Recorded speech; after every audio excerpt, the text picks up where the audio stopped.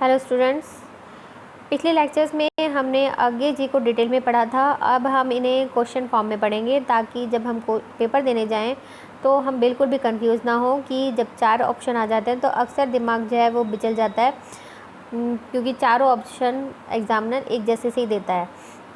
तो अब हम इन्हें शुरू करते हैं क्वेश्चन फॉर्म में। पहला क्वेश्चन है, अज्ञे जी का जन्म जो है वो किस सन में हुआ है? इसका आंसर है 7 मार्च 1911। आप ऑप्शन में दे सकते हैं कि इससे मिलते जुलते ही ऑप्शंस में दिए गए हैं, इसीलिए आपको बिल्कुल भी कंफ्यूज नहीं होना है और सीधा अपने आंसर को ही टिक करना है। तो इसका आंसर है 7 मार्च 1911। नेक्स्ट है, अज्ञे जी की मृत्यु का समय क्या है? उनकी मृत्यु का समय है 4 अप्रैल 1987। नेक्स्ट क्वेश्चन, अज्ञे जी का जो जन्म स्थान है वो कौन सा है? वो है कसिया। अज्ञे जी की किस कृति पर उन्हें भारतीय ज्ञानपीठ पुरस्कार दिया गया था? यह है कितनी नावों में कितनी बार।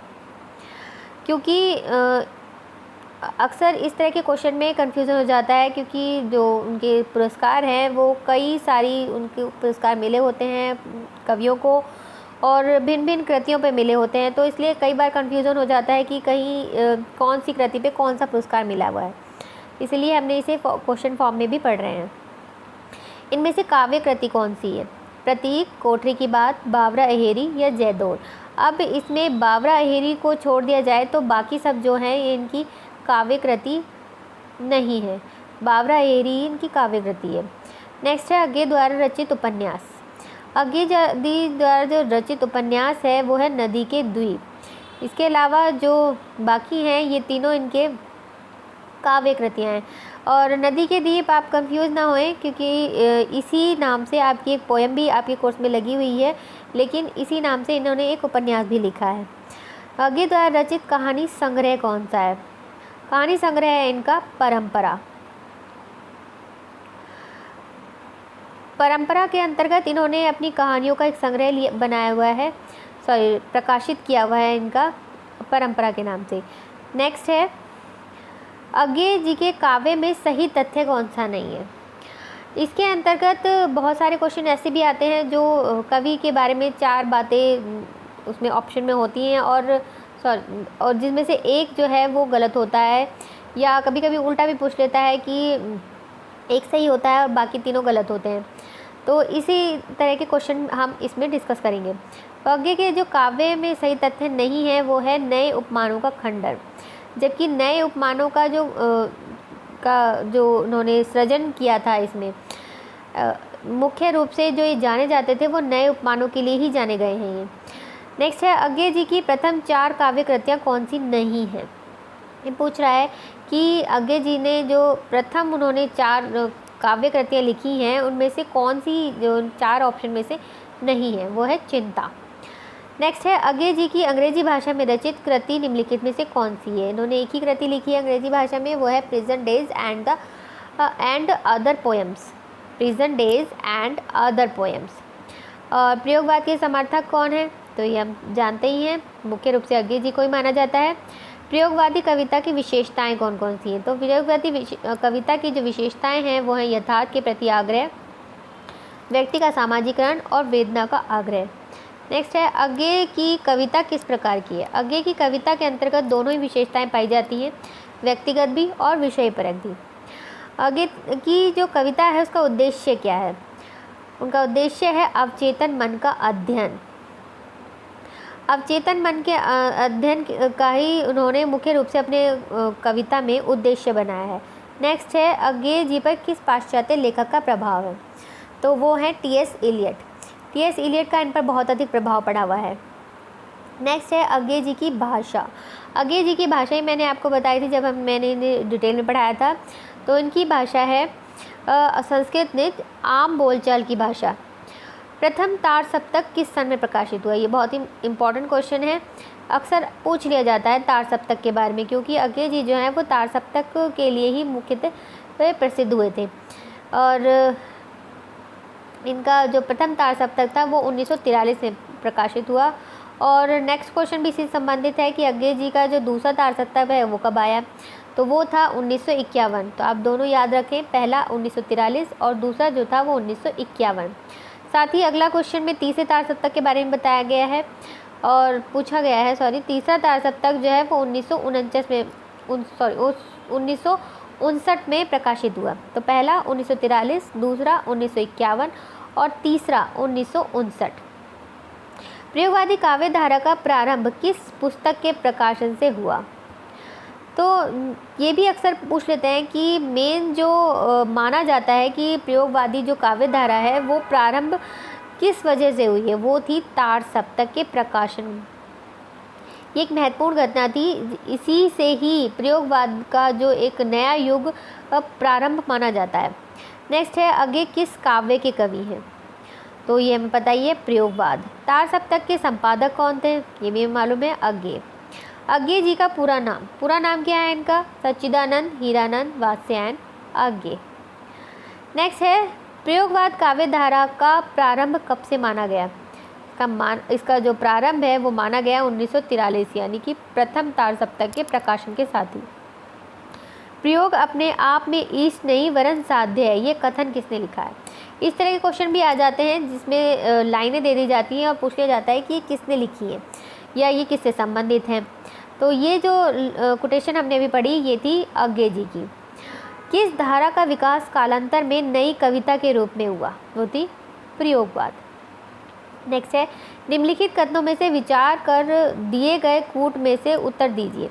यानी कि दो कथन आपको दे दिए जाएंगे और पूछा उसमें से फिर कूट दिए जाएंगे कि कौन कौन से सही हैं। पहला है अज्ञे ने प्रकृति के विविध रूपों का चित्रण अपनी कविता में किया है, और दूसरा है अज्ञे नवीनता के पुजारी हैं, परंपरावादी के नहीं। तो इन दोनों में दोनों ही कथन सत्य हैं, इन दोनों ही बातों पर अज्ञे जी जो है वो खरे उतरते हैं। तो अज्ञे जी सच्चिदानंद को अज्ञे किसने बनाया? मतलब ये जो अज्ञे इनका सरनेम है ये इन्हें किसने दिया? ये थे जैनेन्द्र ने। तो जैनेन्द्र जी ने इन्हें अज्ञे बनाया। अज्ञे द्वारा कृत सभी संग्रहों का मिलान कर दिए गए कूट से उत्तर दीजिए। यानी कि आपको एक तरफ उनकी कृतियाँ दे दी जाएंगी और दूसरी तरफ पूछ लिया जाएगा कि वो किस विधा से संबंधित है, या अक्सर ऐसे भी आ जाता है कि किस सन से संबंधित है। तो जो सैनिक है वो है एक पत्र है, और परंपरा जो है वो एक कहानी है इनकी, कहानी संग्रह है इनका, और शेखर एक जीवनी जो है इनका वो उपन्यास है, और इत्तेलम जो है वो एक काव्य है। तो इस तरह से सारे क्वेश्चन आपको इसी तरह से तैयार करने हैं। और नेक्स्ट है अगर मैं तुमको ललाती सांझ के नभ की अकेली तारिका अब नहीं कहता। तो ये जो लाइनें हैं ये इस तरह से पूछ लेते हैं कि लाइनें दे दी गई पोएम्स की और पूछ लेते हैं कि ये किसकी है। तो ये है अज्ञे की। तो मैंने आपको पहले ही बताया कि अज्ञे जी जो हैं वो नए उपमानों के लिए जाने जाते हैं, और इन दोनों लाइनों में भी अज्ञे जी जो हैं वो नए उपमान के बारे में ही बात कर रहे हैं कि वो कह रहे हैं कि जो हमने पुराने उपमान हैं वो अब मैं तुम्हें नहीं दूंगा। इसी ऐसा ही भाव इन पंक्तियों में आता है। नेक्स्ट है कवि अज्ञे को किस प्रकार का जीवन प्रिय है। तो इसके अंतर्गत उनका जो जीवन है वो उन्मुक्त, बेफिक्र, भयरहित सभी प्रकार का जीवन, इन सभी प्रकार का जो जीवन है वो उनके लिए प्रिय है। अब हम करेंगे थोड़े से जो उनकी कविताएं लगी हैं उससे संबंधित प्रश्न। हम नदी के द्वीप हैं, हम नहीं कहते कि हमको छोड़कर स्रोत स्वनी बह जाए। अब मैंने आपको बताया अभी कि जब कविताओं में से लाइनें दे दी जाएंगी और वो आपसे पूछा जाएगा कि ये किस कवि ने इसको रचा है या किस कविता से इन्हें लिया गया है। तो ये जो लाइन हमने अभी पढ़ी ये थी नदी के द्वीप से। अभी हमने पीछे ही पढ़ा था नदी के द्वीप नाम से इनका एक उपन्यास भी है, तो इसलिए आपको कंफ्यूज बिल्कुल नहीं होना है। नदी के द्वीप किस कविता संग्रह से संकलित है? ये जो कविता है ये हरी घास पर क्षण भर नामक कविता संग्रह से ली गई है। नेक्स्ट है नदी के द्वीप में कवि क्या नहीं चाहता। जैसे कि इस लाइन में लिखा ही है कि स्रोत स्वनी बह जाए, ये नहीं चाहता। तो कवि के अनुसार मनुष्य, और ये डैश दिया हुआ है और उसके बाद लिखा हुआ है और जीवन धारा, और फिर डैश है, यानी कि इस डैश में आपको भरना है कि क्या सही आएगा। तो इसके अंतर्गत आएगी ये पूरी लाइन कुछ इस तरह से बैठेगी कि कवि के अनुसार मनुष्य जो है वो द्वीप और जीवन धारा एक नदी है। यानी कि अज्ञे ने मनुष्य को द्वीप की संज्ञा दी है और जीवन धारा को नदी की। नेक्स्ट है नदी के द्वीप कविता में इसमें से कौन सी चीज़ जो है वो प्रयुक्त हुई है? रूपक के द्वारा समासोक्ति अलंकार का प्रयोग हुआ है, प्रतीकों का प्रयोग हुआ है, व्यक्तिवादी विचारधारा का स्पष्टीकरण है, या सभी है? तो इसके अंतर्गत सभी चीज़ों को उन्होंने समाविष्ट किया है। नेक्स्ट है उधार से संबंधित कुछ ले लेते हैं। उधार जो है कविता में कवि ने धूप से क्या मांगा है? तो उधार कविता में कवि ने धूप से गरमाई मांगी है। और चिड़िया से क्या मांगा है? मिठास। नेक्स्ट है विश्व में सबसे बड़ा दानी कौन सा है? ये सारी जो क्वेश्चंस हैं ये आपकी कविताओं से ही संबंधित हैं, उसी में इन सब चीज़ों की डिटेलिंग अगेन जो कवि हैं उन्होंने दी है। तो विश्व का सबसे बड़ा दानी कौन है? प्रकृति। प्रस्तुत कविता में कवि ने क्या उजागर किया है? ये जो कविता है उधार, इसमें कवि ने मानवीय प्रकृति को उजागर किया है। और लास्ट है कि कवि ने प्यार किससे मांगा है? तो प्यार जो उसने अरूप से मांगा है। नेक्स्ट है साम्राज्ञी का नैवेद्य दान। साम्राज्ञी का नैवेद्य दान पोएम के अंतर्गत जो जो क्वेश्चंस बैठते हैं वो हम पढ़ लेते हैं कि साम्राज्ञी किसके समक्ष नैवेद्य दान देने जाती है? तो वे थे महात्मा बुद्ध। और साम्राज्ञी मंदिर में रीते हाथ क्यों जाती है? क्योंकि वह किसी को दुख नहीं पहुंचाना चाहती और महात्मा बुद्ध का स्वभाव भी किसी को दुख देना नहीं है। नेक्स्ट है साम्राज्ञी ने नैवेद्य दान कैसे किया?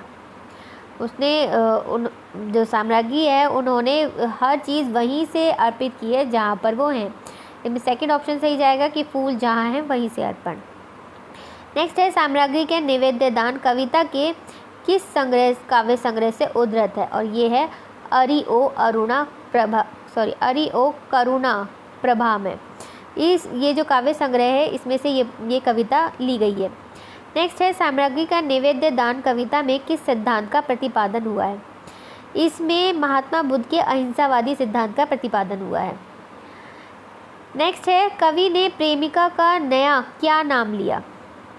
उन्होंने जो नए नए उपमान अपनी नायिका को दिए थे वो थे हरी बिछली घास, कलगी बाजरे की। और ये दोनों ही उपमान कवि ने अपनी प्रेमिका को दिए थे। बिछली घास किस बात का प्रतीक है? ये प्रतीक है नारी की सहज मृदुलता का और नारी की मृण्मयता का। नेक्स्ट है बाजरे की छरहरी कलगी उपमान किस बात का प्रतीक है? ये है नारी शरीर के लचीलेपन का और नारी के तन्वी रूप का। नेक्स्ट है कि कवि नए उपमान क्यों रचता है? इसमें भी जो पहला ऑप्शन है ये उपमान मैले हो गए हैं, ऐसा कवि मानते हैं। तो हम जो भी क्वेश्चंस पढ़ रहे हैं उसमें हमारे अपने कोई भी विचार हमें इंक्लूड नहीं करने हैं, सब के सब हमें सिर्फ़ और सिर्फ कवि के विचार ही पढ़ने हैं। वो क्या सोच रहा है, क्या जान रहा है और क्या लिख रहा है, यही हमें मुख्यतः देखने हैं। नेक्स्ट है कलगी बाजरे की जो कविता है ये किस संग्रह से लिया गया है? कौन सी काव्य संग्रह से इसे लिया गया है? तो ये है हरी घास पर क्षण भर। तो आज के लिए इतना ही। Thank you.